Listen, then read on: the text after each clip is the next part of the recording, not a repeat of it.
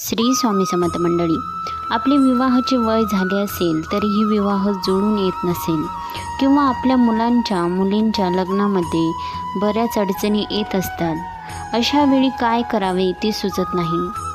स्वामी सेवेतील हे काही उपाय आहेत, ते नक्कीच करून पहा. गुरुचरित्रातील हे अध्याय वाचल्याने आपल्या घरी शुभकार्य होण्यास मदत होते. तुम्हाला अध्याय 8वा वाचायचा आहे. हा अध्याय नियमित पठण केल्यास विवाह कार्यात येणारे जे अडथळे असतात ते दूर होतात व आपले विवाह कार्य सुलभ होऊ शकते. अध्याय 30वा. हा अध्याय वाचल्याने कुमारिकांना चांगला पती मिळतो व आपल्या सौभाग्यामध्ये वृद्धी देखील होते. अध्याय 31वा. पतीवरील विघ्न टाळण्यासाठी हा अध्याय आपल्याला वाचायचा आहे. अध्याय 32वा देखील आपल्याला वाचायचा आहे. हा वाचल्याने पतीवर येणारे संकट दूर होते व पतीच्या आयुष्यामध्ये वृद्धी देखील होते. धन्यवाद.